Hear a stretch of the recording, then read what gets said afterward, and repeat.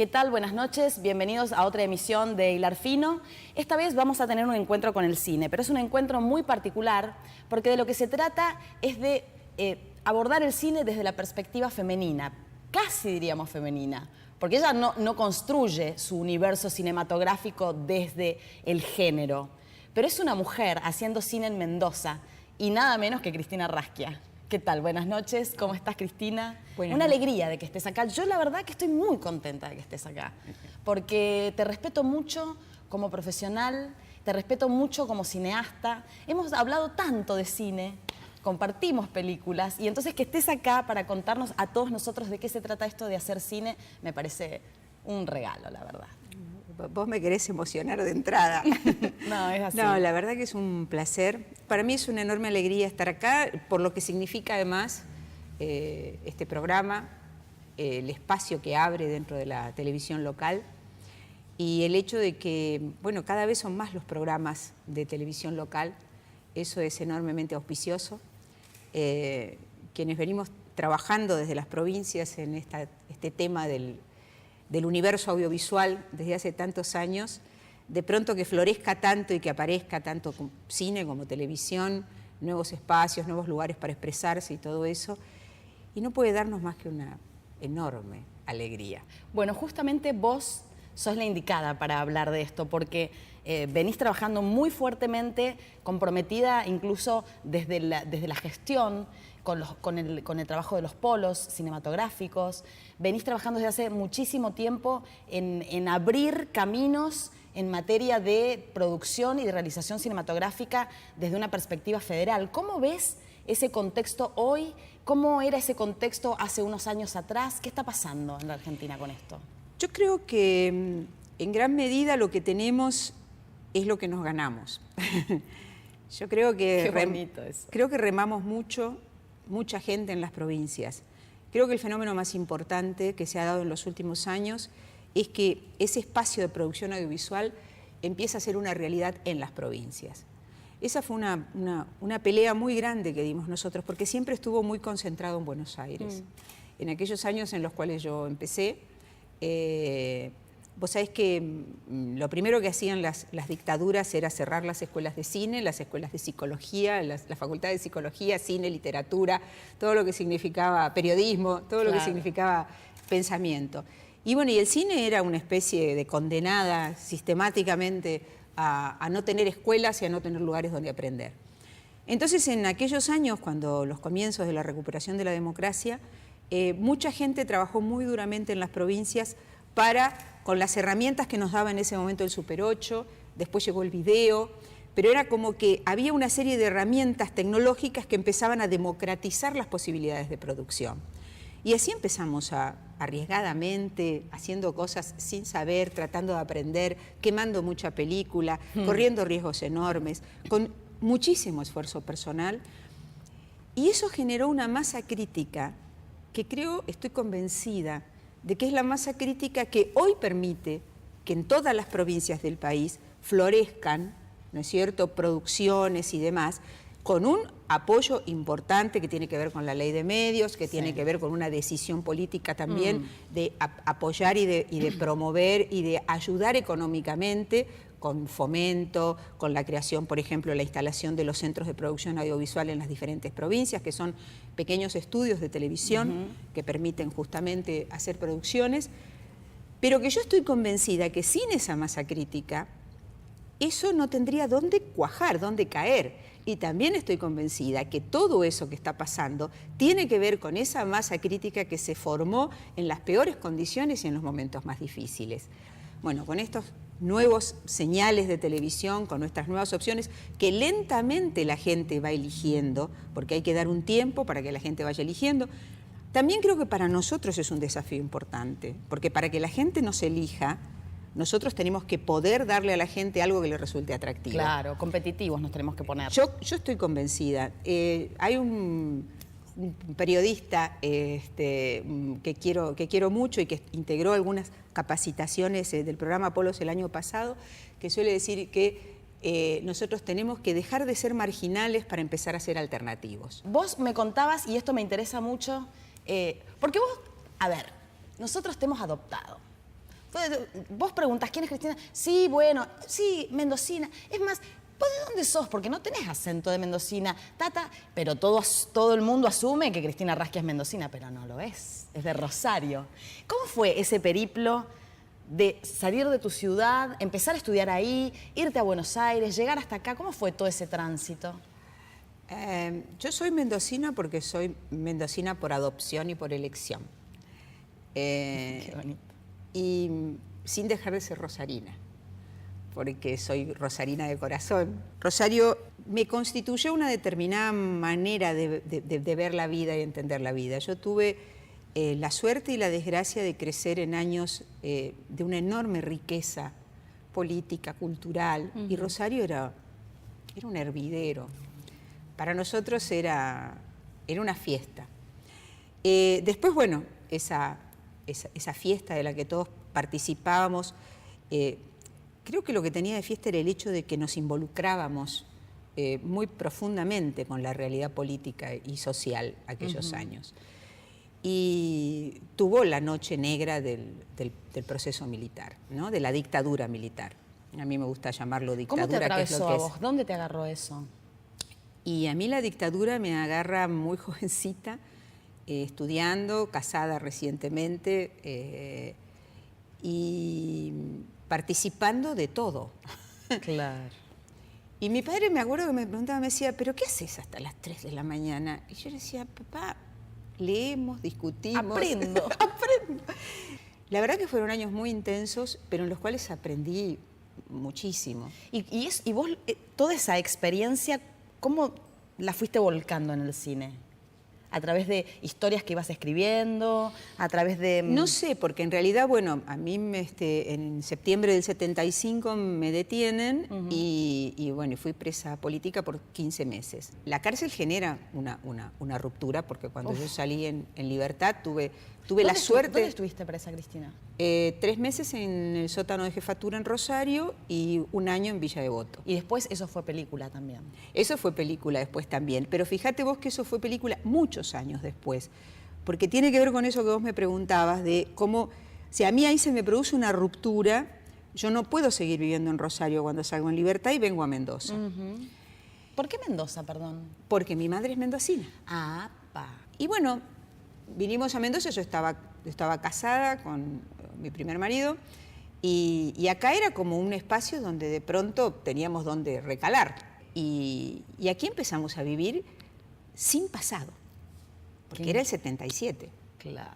Entonces era nada de cultura, nada de nada, porque no sabías si te iba la vida, ¿no? Y yo en la cárcel había empezado a hacer teatro. Nosotros hacíamos teatro como una forma justamente de mantener el horror. Exactamente. Y teníamos algunas compañeras que habían hecho, que provenían del ámbito del teatro, entonces aprendí allí ejercicios de relajación y todas esas cosas.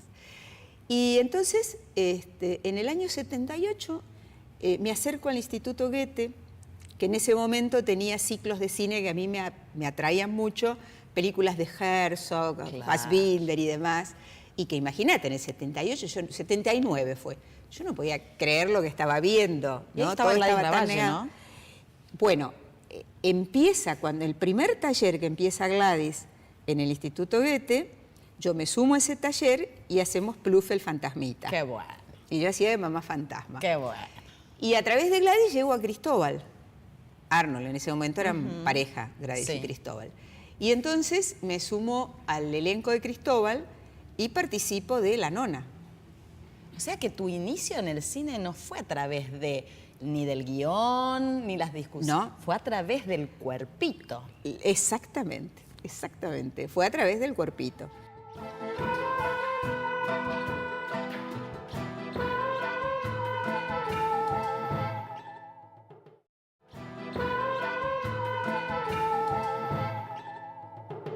Bueno, me contabas que había una idea muy loca, que era de hacer algo con Super 8. Claro, bueno, es Qué este bueno. amigo de Cristóbal Arnold, y entonces, bueno, allá partimos a hacer el futre. Y ahí nomás, ni bien se instala la democracia en el año 83, en el 84 se hace un encuentro de realizadores de cine independiente acá en Mendoza, que me acuerdo que vino el Gordo Hermida. Bueno, ahí conocí a mucha gente del cine independiente, porque gracias al Super 8, en las provincias se había venido haciendo documentales y pequeñas producciones ya en los últimos años de la dictadura militar. Había una necesidad de expresión fuertísima. Y de dejar registro, además. Y de dejar registro. Claro. Hay muchos materiales de esa época, hay muchos, algunos en 16, algunos que, bueno, en esas épocas empieza Tristan Bauer, por ejemplo, Marcelo Céspedes, hay un montón de gente que arranca en esos años. Repito, bueno, el caso de Hermida, que hoy día es un especialista, una de las figuras más importantes de conocedores de teoría de televisión y demás, y empiezan a regresar los que se habían tenido que ir. Yo me acuerdo que conocí, por ejemplo, a Gerardo Vallejo, poco después fuimos al Festival de Cine de Villa Gesell. O sea, empezamos a encontrarnos y a conocernos. Y eran años difíciles, empecé a ver a la gente de Rosario, allí estaba el grupo de Arteón de Rosario, y que todo el mundo quería producir para expresar todo lo que había pasado. Y en Mendoza también empieza a gestarse un movimiento superochista, donde entre otros tantos, bueno, estaba aquello, Néstor Colombo, Cirigliano, un montón de gente, o sea, no me gustaría, bueno, me van a quedar un montón afuera, lo de siempre, pero bueno, es inevitable. Y bueno, y ahí empezamos, ¿no? ¿Y qué hiciste vos? ¿Cuál fue tu primer película? Lo primero que hice fue, bueno, primero, yo en ese momento estaba en pareja con José Luis López Escalante. Y con él nosotros vivíamos de la fotografía. O sea que yo trabajaba de fotógrafa, revelábamos en casa, color y demás, lo cual me dio un aprendizaje enorme. Claro, un training infernal. Enorme.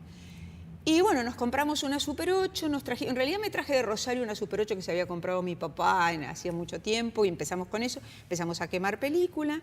Y lo primero que hicimos fue una película que dirigió José Luis que se llama El Pisadero. Sí. Y con esa intención que teníamos nosotros de la denuncia social, imagínate, esa fue en el año 86, 87. O sea, lo que queríamos era decir. Lo que contaba era la situación terrible de los obreros del ladrillo acá en el Algarrobal. Y yo hice el montaje de esa película. Qué guay. Y esa película le fue muy bien, porque ganó un primer premio en el Festival de Antropología Social en Mar del Plata. Y después de esa vino mi primer película en Super 8 que se llamó Desde mis manos, que fue un trabajo para Felles, que era sobre la recuperación de los discapacitados mentales a través del trabajo. En las dos películas, en El Pisadero y en Desde mis manos, quien nos hizo la música fue Mario Matar. Qué bueno. Y bueno, y ahí empezó y se siguió ¿Cuál sentís vos que es tu primer película profesional? El Tajo. El Tajo. Porque El Tajo es mi primer película profesional, o sea, no es que yo lo siento.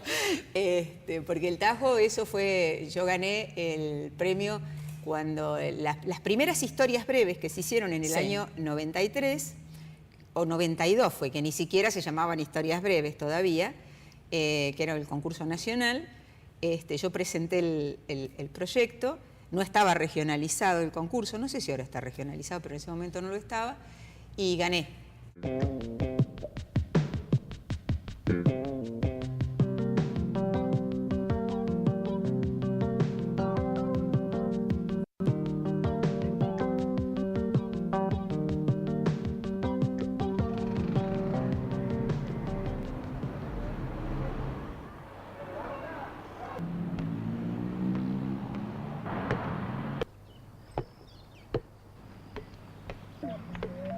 Va, 1,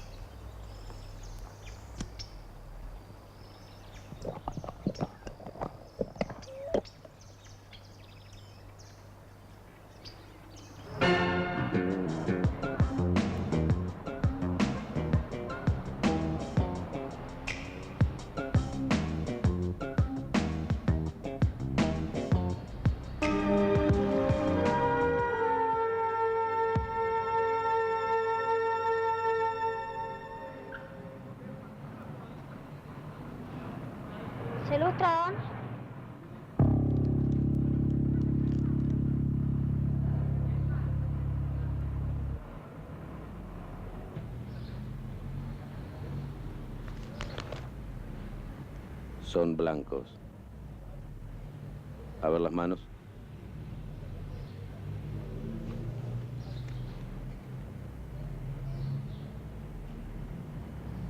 Dale.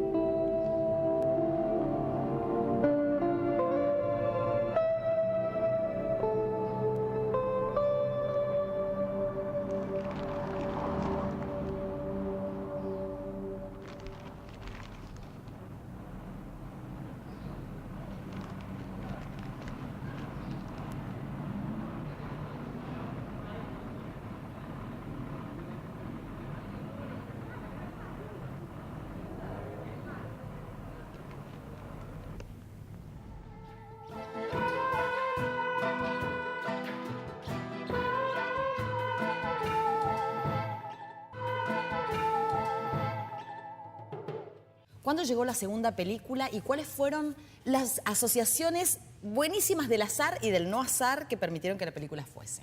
El Tajo me dio enormes satisfacciones. Yo tengo 5 premios internacionales con el Tajo.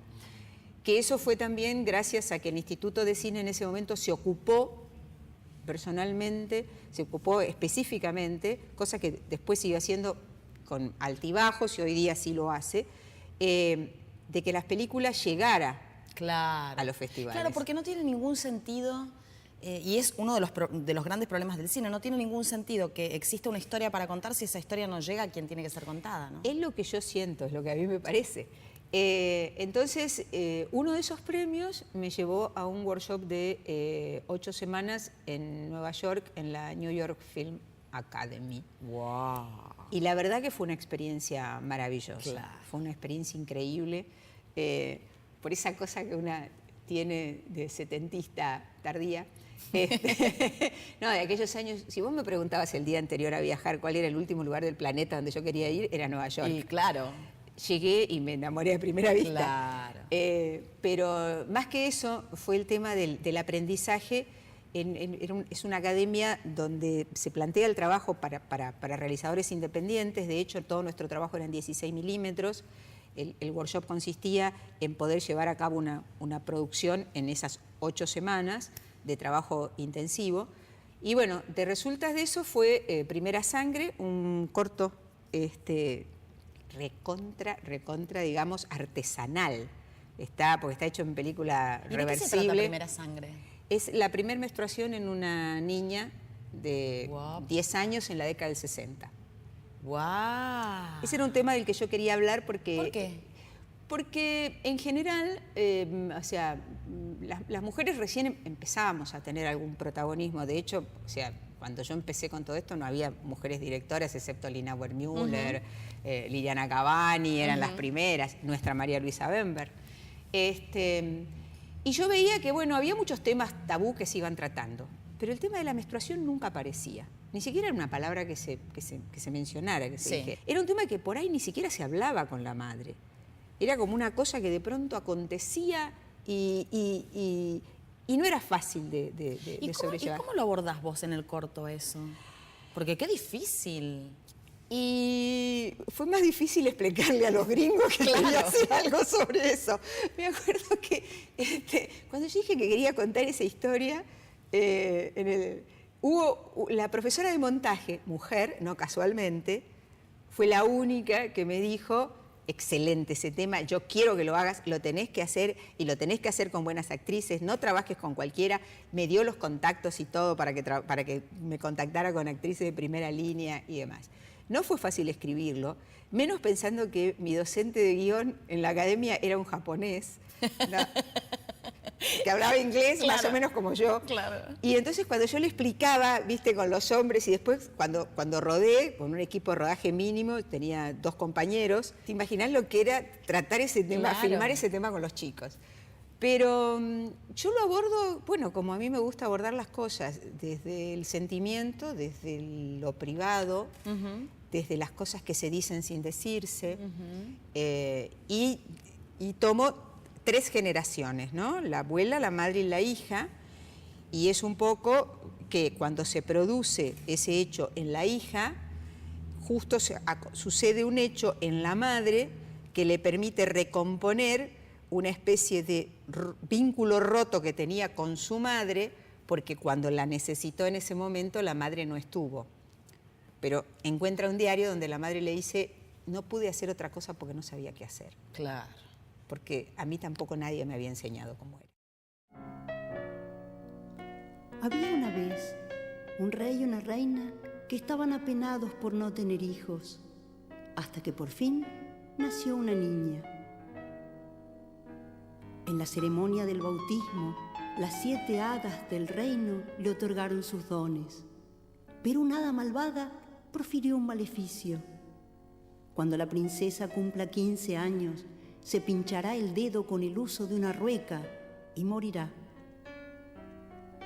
A partir de entonces, el rey prohibió las ruecas en todas las casas del reino.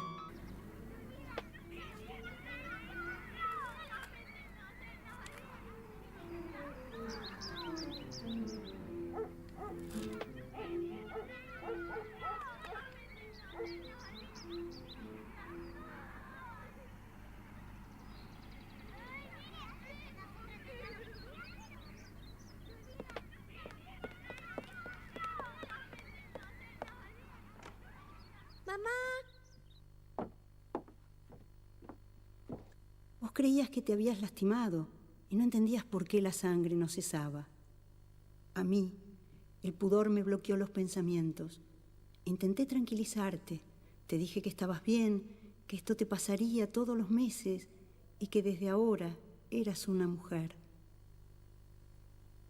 Sin darte tiempo a preguntar, di por cerrada la conversación. No debes haber entendido nada, pero ¿cómo explicar lo que a mí nadie me explicó jamás? Espero que algún día puedas comprender y perdonarme mi silencio. Estoy llena de temor y de vergüenza. ¿Por qué a las mujeres nos pasan estas cosas?